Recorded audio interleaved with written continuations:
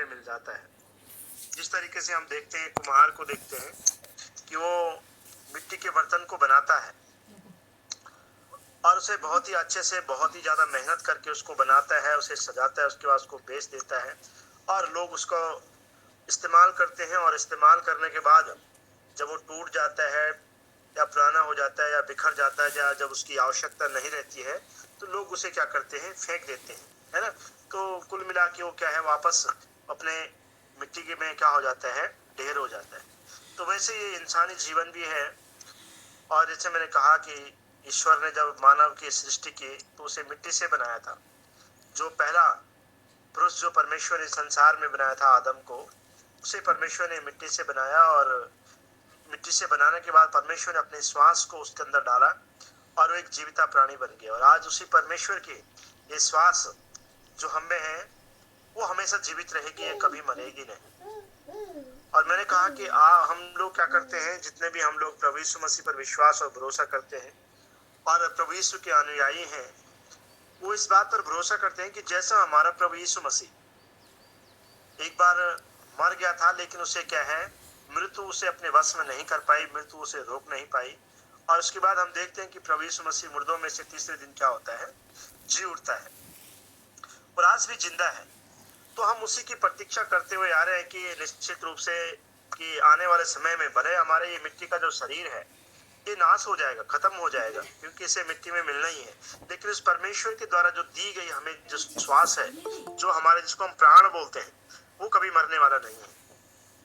और उस प्राण का जो है वो न्याय होता है और वो न्याय इसके अकॉर्डिंग होगा कि हम अपने जीवन इस संसार में रहते हुए किस तरीके से हम जीते हैं, हमारी अच्छाइयाँ, हमारी बुराइयाँ, प्रभु के प्रति हमारी श्रद्धा, हमारा विश्वास, हमारा भरोसा, ये सारी चीजों क्या है, उसके लिए मायने रखती है।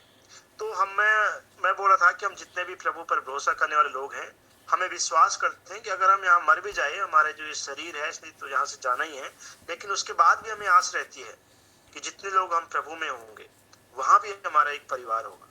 प्रभु का वचन कहता है कि वो नए आकाश, नई पृथ्वी को बनाएगा, नए सृष्टि की रचना वो करेगा। और वो सारी चीजें आज हम बाइबल से भी देखने वाले हैं कि क्या क्या बातें हैं। लेकिन जनरली मैं आपको बता दूं कि हम जो आज जैसा आज का विषय है कि हम लोग क्या क्या क्या प्रतीक्षा कर रहे हैं आने वाले, यानी ये जीवन तो है ही हमारे पास और इसका हमें पता भी है कि क्षण भर का है, क्योंकि इसका मालूम नहीं है कि कब क्या हो जाए। कुछ पल की कुछ कौन से पलक झपकते कब कौन यहाँ से चला जाए, किसी को कुछ पता नहीं है। लेकिन जब मैंने कहा कि जब हम प्रभु यीशु मसीह पर विश्वास करते हैं, उस पर भरोसा रखते हैं, तो हमें ये आशा है और हम उस प्रतीक्षा में भी हैं कि वो परमेश्वर दोबारा हमें लेने के लिए आएगा। और उसका वायदा भी है हमसे कि वो हमारे नए आकाश और नए पृथ्वी को बनाएगा। और वहां बोला सारे लोग एक समान होंगे, कोई बूढ़ा नहीं होगा, कोई जवान नहीं होगा। और कहता है कि ये पुरानी जो बातें हैं वो सारी की सारी क्या होगी, पुरानी बातें, मतलब जो आज इस संसार में हम लोग जी रहे हैं, कैसा एक दूसरे से लड़ाई झगड़ा, अरे यार ये मेरा मित्र है, ये मेरा दुश्मन है, ये मेरा ऐसा है, ये मेरा वैसा है, इसने मेरे लिए ऐसा बोला, मैंने उसके लिए ऐसा कहा, ये सारी बातें जो है बोला, ये पुरानी बातें सब समाप्त हो जाएगी।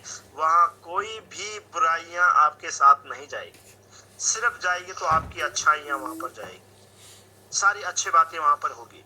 तो आज इसी विषय को लेकर हम लोग क्या कर रहे हैं, आज हम लोग परमेश्वर के वचन से सीखेंगे। और देखो, हम लोग जो कल्पना करते हैं ना, जो विचार हम लोग करते हैं ना, निश्चित रूप से कोई भी काम करने से पहले हम लोग अपने मन में विचार कर लेते हैं। अगर हमने अपने मन में विचार नहीं किया तो आप उस काम को कर ही नहीं सकते। तो इसलिए सबसे पहले हम लोग जो मन में सोचते हैं वो हम कर सकते हैं। शायद हम लोगों ने या इंसान ने कभी ये कल्पना नहीं की होगी कि इंसान भी कभी क्या है, खुले आसमान में, है ना, एक परिंदे की तरह उड़ सकता है। कभी कल्पना ही नहीं की होगी। लेकिन आज हम देखते हैं वैज्ञानिक लोगों की बदौलत उन्होंने रिसर्च करके और उन्होंने क्या है, एक हेलीकॉप्टर जहाज को हम लोग देखते हैं, वो भी एक पंछी की तरह क्या है, आसमान में आदमी उड़ रहा है। तो संभव है, हम कल्पना अगर हम करते हैं तो कुछ भी असंभव नहीं हो। फिर तो ईश्वर की बात है जिसने पूरी सृष्टि को बनाया है। तो अगर वो हमसे कह रहा है कि वो दोबारा हमें क्या करने वाला है, नया जीवन और अनंत जीवन देने वाला है, तो इसमें तो हमें भरोसा करना चाहिए, हमें आशा रखनी चाहिए इस बात को लेकर, है ना।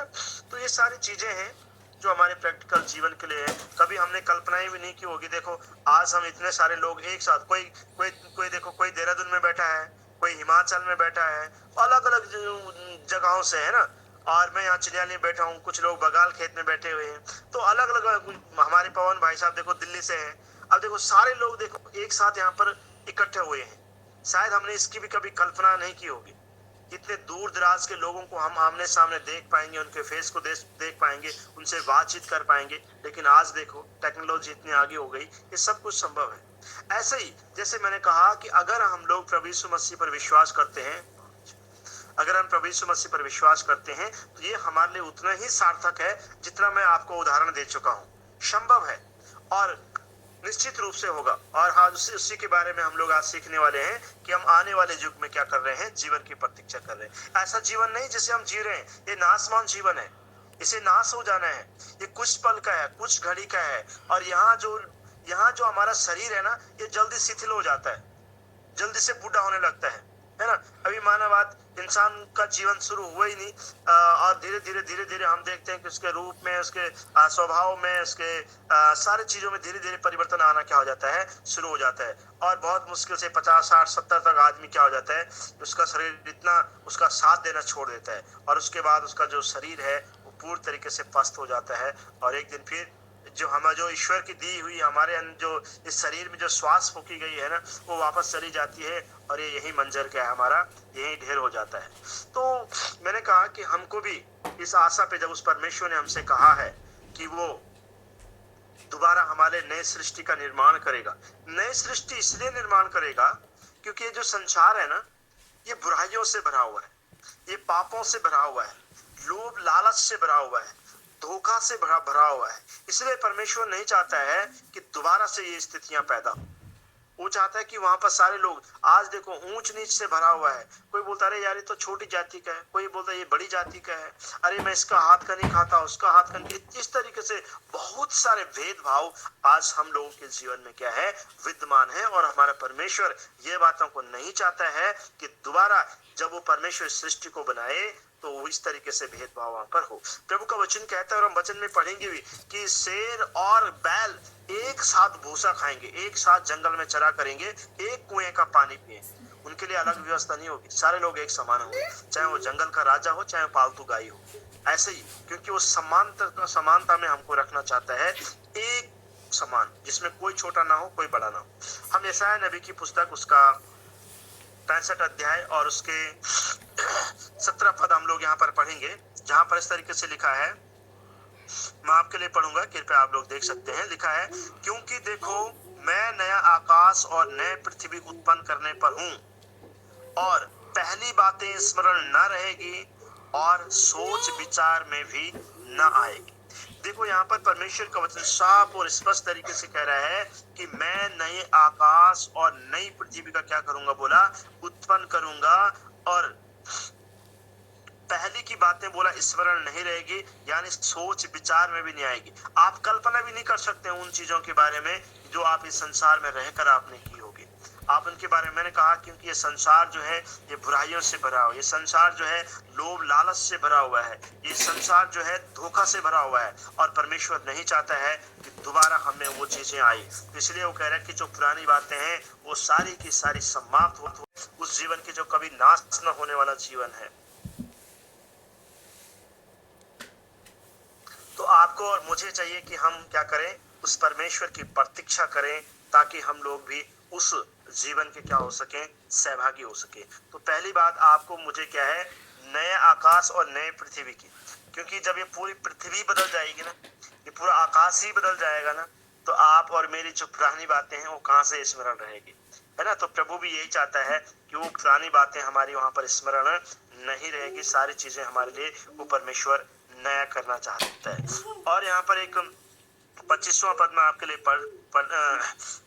पढ़ रहा हूँ, जहां इस तरीके से लिखा है, भेड़िया और मेमना एक संग चरा करेंगे, सिंह बैल की नाई भूसा खाएगा, और सर्प का आहार मिट्टी रहेगा। मेरे सारे पवित्र पर्वत पर ना तो कोई दुख होगा और ना कोई किसी की हानि करेगा। यहोवा का यही वचन है। देखो कितनी महत्वपूर्ण बात है जो परमेश्वर का वचन आज आपको और मुझे सिखा रहा है, और आपको और मुझसे वायदा कर रहा है। ये एक्चुअली परमेश्वर का वायदा हमारे साथ है ना। तो हमें उस परमेश्वर की इस वायदे को क्या करना है, स्मरण करना है और इसकी प्रतीक्षा करनी है। प्रतीक्षा मतलब हमें विश्वास करने के निश्चित रूप से, जैसे मैंने कहा आजकल टेक्नोलॉजी के माध्यम से हम लोग जिसकी हमने कल्पना नहीं की थी उसको आज हम लोग क्या कर रहे हैं, इस्तेमाल कर रहे हैं और उसका लुत्फ उठा रहे हैं। वैसे ही मैंने कहा कि अगर आप इसकी भी क्या करेंगे, अपने जीवन में प्रतीक्षा करेंगे और ये आशा रखेंगे और विश्वास करेंगे तो निश्चित रूप से परमेश्वर आपको नए आकाश और नई पृथ्वी का जो उसका वायदा हमसे वो पूरा करे। मैंने यहाँ क्या कहा, जैसे वचन में साफ लिखा है कि भेड़ और मेमना बोला एक साथ चरा करेंगे, सिंह और बैल क्या करेंगे बोला एक साथ भूसा खाएंगे, है ना। जो शेर क्या करने वाला है, जंगली जानवरों को मारकर, और जंगल का जो राजा है जंगली जानवरों को मारकर अपना आहार बनाता है, और वो घास नहीं खाता है, वो मांसाहारी है, वो मांस खाता है, मीट खाता है, लेकिन यहाँ पर वो किसी को नुकसान नहीं पहुंचा सकता है। वो मीट नहीं खा सकता है, उसे सिर्फ खाना होगा तो बैल की नहीं क्या खाना पड़ेगा, भूसा खाना पड़ेगा। और सांप जो क्या करता है, इंसान को डसता है, उसका आहार क्या होगा, मिट्टी होगा, वो मिट्टी खाया करेगा। तो यहाँ पर परमेश्वर का वचन आपसे मुझसे बहुत बड़ी, एक्चुअली ये बहुत बड़ी आपके लिए और मेरे लिए क्या है, एक परमेश्वर का बहुत बड़ा वायदा है। और इसे हमें इस पर भरोसा करना चाहिए, आशा रखनी चाहिए कि निश्चित रूप से वो परमेश्वर हमें क्या करेगा, इस जब जो कुछ उस परमेश्वर ने अभी तक कहा है और वो करता है ना, तो निश्चित रूप से उस परमेश्वर का ये आपसे मुझसे वादा है। तो निश्चित रूप से परमेश्वर क्या करेगा, एक दिन ऐसा भी आएगा कि हम भी उस नए आकाश और नए पृथ्वी को क्या करेंगे, देख पाएंगे और उसका लुत्फ उठा पाएंगे। दूसरी बात हम लोग देखते हैं, उसके महान कार्यों के लिए उस परमेश्वर का क्या करना है, धन्यवाद करना है। हम लोगों को धन्यवादी होना बहुत ज्यादा जरूरी है। अगर हम धन्यवाद नहीं करेंगे, देखो हम उस परमेश्वर को कुछ भी नहीं दे सकते। हमारे पास क्या है जो हम उस परमेश्वर को दे, और वो हमसे चाहता भी नहीं है कुछ, क्योंकि वो परमेश्वर सृष्टि करता है। अगर हम ये सोचते हैं कि अरे यार हम उस परमेश्वर के लिए क्या है, एक बलि बकरी या कुछ ऐसे बलिदान करें, तो ये संभव नहीं है। क्योंकि बकरी अगर उस परमेश्वर को चाहिए तो वो आपसे और मेरे से नहीं मांगेगा, क्योंकि उस परमेश्वर ने ही सारी सृष्टि को बनाया है, सारे जीव जंतु को बनाने वाला वही परमेश्वर है। तो अगर मानव उसे बकरी की जरूरत है तो वो मेरे से क्यों मांगेगा या आपसे क्यों मांगेगा, या किसी प्रकार के बलिदान की उसे आवश्यकता नहीं है। वो सिर्फ हमसे ये चाहता है, परमेश्वर ने मानव जाति को सिर्फ इसलिए बनाया था कि वो उसकी महिमा करे। जो आजकल हम लोग क्या कर रहे हैं, धीरे धीरे उससे क्या होते जा रहे हैं, दूर होते जा रहे हैं। मैंने कहा ये संसार जो है पापों से भरा हुआ है, लोभ लालच से भरा हुआ है, और लोगों के पास समय ही नहीं है कि वो थोड़ी समय निकालकर परमेश्वर का शुक्र अदा करें। बिल्कुल भी नहीं। लोग अपने कामों में इतने व्यस्त हैं कि किसी के पास बिल्कुल भी समय नहीं है। तो वो जब परमेश्वर का जब न्याय सिंहासन पे हम लोग बैठेंगे तो वो पूछेगा हमसे, और उसके हिसाब से हमारा वो क्या करेगा, न्याय करेगा। लेकिन मैंने कहा कि हमें उस परमेश्वर के महान कार्यों के लिए क्या है, धन्यवादी होना चाहिए, क्योंकि हम उस परमेश्वर को कुछ भी नहीं दे सकते हैं। मैंने कहा इस संसार की जितने भी भौतिक चीजें हैं, जो हमें क्या है, हम उस परमेश्वर को कोई धन दौलत नहीं दे सकते, हम उसे पैसा नहीं दे सकते हैं। हम उस परमेश्वर को, जैसे मैंने कहा, किसी चीज का बलिदान नहीं दे सकते हैं, हम कोई चढ़ावा उसे नहीं चढ़ा सकते हैं, क्योंकि संसार में जो कुछ है वो सब परमेश्वर ने बनाया है। और जब उसे चाहिए तो वो ले सकता है, और वो करेगा भी क्या इन सारी चीजों का। लेकिन वो सिर्फ और सिर्फ हमसे क्या चाहता है कि हम उस परमेश्वर का आभार व्यक्त करें, सिर्फ उसे धन्यवाद दें। अगर हम उसे धन्यवाद देते तो हमारा परमेश्वर इसी से क्या हो जाता है, प्रसन्न होता है। यहाँ पर वचन संहिता 111 के पहले पद में लिखा है कि यहाँ की स्तुति करो, मैं सीधे लोगों की गोष्ठी में और मंडली को भी संपूर्ण मन से यहोवा का धन्यवाद करूंगा। यहाँ पर वचनकार भी उसी चीज को कह रहा है कि मैं परमेश्वर का क्या करूंगा, धन्यवाद करूंगा। तो हमें और आपको चाहिए कि हम लोग उस परमेश्वर के प्रति धन्यवादी होना है। अगर हम धन्यवादी होते हैं तो निश्चित रूप से वो परमेश्वर हमसे प्रसन्न होता है, खुश होता है। मैंने कहा कि वो परमेश्वर हमसे कुछ भी नहीं चाहता है, और ना ही हम उस परमेश्वर को कुछ दे सकते हैं। अगर हम दे सकते हैं तो वो है सिर्फ और सिर्फ धन्यवाद। दूसरी बात हम लोग देखते हैं कि हमें यीशु मसीह के जो आगमन की है उसकी प्रतीक्षा करनी चाहिए। वो जब प्रभु यीशु मसीह संसार में थे ना, आज जब वो मुर्दों में से जी उठे, कब्र से जी उठे, उसके बाद उस परमेश्वर ने हमसे वायदा किया है कि वो दोबारा हमें लेने के लिए आएगा, और वो बादलों में सवार होकर आएगा। तो आपको और मुझे चाहिए कि हम उस परमेश्वर की प्रतीक्षा करें, उसके आगमन की हम लोग क्या करें, यीशु मसीह के आगमन की प्रतीक्षा करें। निश्चित रूप से अगर उसने कहा है तो वो क्या करेगा, हमको लेने के लिए जरूर आएगा। इसके लिए हम लोग पहला थिस्सलुनीकियों उसका 4 अध्याय और उसका 17 पद में आपके लिए पढ़ दूंगा, जहां पर इस तरीके से लिखा है, तब हम जो जीवित और बचे हुए हैं उनके साथ बादलों पर उठा लिए जाएंगे कि हवा में प्रभु से मिलें, और इस रीति से हम सदा प्रभु के साथ रहेंगे। यहाँ पर अगर आप वचन को पढ़ेंगे तो यहाँ पर प्रेरित पौलुस थिस्सलुनीकियों की कलीसिया को ये संदेश दे रहा है कि प्रभु यीशु मसीह का जो आगमन है वो जल्द है, यानी वो दोबारा से परमेश्वर क्या है, हमें लेने के लिए क्या है, आने वाला है। जैसे मैंने कहा, उस परमेश्वर का वायदा है, वो गया है वापस हमारे लिए वहां पर घर बनाने के लिए। कहाँ गया है? हमारे लिए वहां पर घर बनाने के लिए गया है।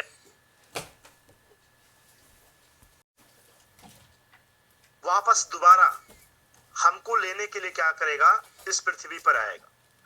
और तब तक जो लोग मृत्यु में सो गए हैं, मृत्यु में सो गए हैं का मतलब क्या है, जो इस संसार से शारीरिक रूप में जिनकी मृत्यु हो गई है वो उस समय जीवित हो उठेंगे, और जो लोग हम लोग तब तक जिंदा रहेंगे वो सीधे बादलों में उठा लिए जाएंगे।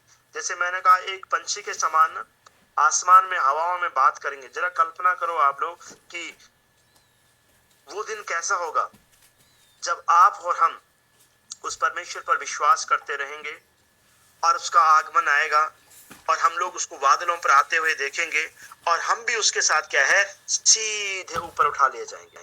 मैं रहूंगा कहाँ, मैं सोऊंगा कहाँ, मेरे पास तो रहने के लिए घर नहीं है, मेरे पास तो खाने को अनाज नहीं है, मेरे पास पहनने को कपड़े नहीं है, अब ये कपड़े छोटे हो गए हैं, अब ठंड का सीजन आ गया है, मुझे गर्म कपड़े चाहिए, अब गर्म का सीजन आ गया, मुझे ठंड के कपड़े चाहिए। ये सारी चिंताएं हमारी वही समाप्त हो जाएगी। अरे अब मेरे बच्चे होंगे तो वो कहाँ पढ़ेंगे, क्या वो बेसिक स्कूल में पढ़ेंगे, क्या मैं उनको प्राइवेट स्कूल में पढ़ा पाऊंगा, क्या मैं उन्हें अच्छी एजुकेशन दे पाऊंगा, क्या उनका भविष्य अच्छा हो पाएगा, क्या उनको नौकरी मिल पाएगी। बहुत सारे ऐसे सवाल हैं जो इस संसार में आज आप और मैं उस सवालों से घिरे हुए हैं और उन सवालों का शिकार बने हुए हैं। लेकिन परमेश्वर का वचन कहता है सारी पुरानी चीजें समाप्त हो जाएगी और परमेश्वर नई तरीके से, जैसे मैंने कहा, सारे लोग एक समान होंगे, कोई गरीब नहीं होगा, कोई अमीर नहीं होगा। ऐसा नहीं कि किसी के पास 4 व्हीलर है और किसी के पास कोई बेचारा पैदल जा रहा है। नहीं, अगर पैदल जाएंगे तो सारे जाएंगे, 4 व्हीलर में होंगे तो सबके पास होंगे। ऐसा नहीं किसी के पास स्कॉर्पियो है, किसी के पास अल्टो, नहीं, अगर होगी तो सबके पास एक जैसी होगी, क्योंकि परमेश्वर हम सबके बीच में भेदभाव नहीं रखना चाहता है। हमारे बीच में क्या हो, तो जानवरों के बीच में भी भेदभाव नहीं रखना चाहता है। जितनी ताकत शेर को है, जितनी पावर शेर को है, जितनी हैसियत शेर की है, उतनी बैल की भी होनी चाहिए। ये वो परमेश्वर हमारे लिए करने वाला है। वो चाहता है कि हमारे बीच में जिस संसार में जो भेदभाव है उस सबको खत्म करना चाहता है। हमारे बीच जो ऊंच नीचे उस सबको खत्म करना चाहता है। हमारे बीच जो गरीबी अमीरी का जो बुनियाद है उसको परमेश्वर ढाना चाहता है। हमारे बीच में जो ये बड़ा है, ये छोटा है, उस बुनियाद को परमेश्वर ढाना चाहता है। और वो चाहता है कि हम सारे लोग एक समान हो। और जरा कल्पना करो वो दिन कैसा होगा जहां बिल्कुल दुख होगा ही नहीं, जहां आप दर्द महसूस करोगे नहीं, जहां सिर्फ खुशियां और खुशियां ही होगी। आप हमेशा आनंद करेंगे, आप हमेशा खुश रहेंगे, आप हमेशा प्रसन्न रहेंगे। ये दुख दर्द हमारे सारे यहीं के यहीं समाप्त हो जाएंगे। ऐसा वो परमेश्वर आपके लिए और मेरे लिए ऐसे जीवन की वो कल्पना कर रहा है। कर्तव्य ये तो उस परमेश्वर के वायदे हैं जो अभी तक आपने और मैंने सुने हैं कि वो नए आकाश पृथ्वी को बनाएगा, और वो सिर्फ हमसे धन्यवाद बलिदान चाहता है और कुछ भी नहीं। हम उसे धन्यवाद की भेंट चढ़ाएं, इतना ही उस परमेश्वर के लिए काफी है और इससे वो प्रसन्न होता है। हम सादगी के साथ, ईमानदारी के साथ उस परमेश्वर का भय मानते हुए अपना जीवन को व्यतीत करें, सिर्फ हमसे इतना ही चाहता है। दूसरा मैंने कहा, वो परमेश्वर की आगमन की हमें क्या करनी है, प्रतीक्षा करनी है। क्यों प्रतीक्षा करनी है? क्योंकि वो हमसे वायदा करके गया है कि वो हमें लेने के लिए आएगा। लेकिन अब जो सवाल हमारे लिए है वो ये है कि क्या हम तैयार हैं? अगर परमेश्वर प्रभु यीशु मसीह, क्योंकि उसके आने के विषय में जो बात की गई है, उसके आने के विषय में बात की गई है कि उसका किसी को पता भी नहीं चलेगा। कि वो कब आएगा, रात आएगा या दिन आएगा, सुबह आएगा या शाम आएगा या किस घड़ी आएगा, किसी को कोई पता नहीं बोला। लेकिन जब वो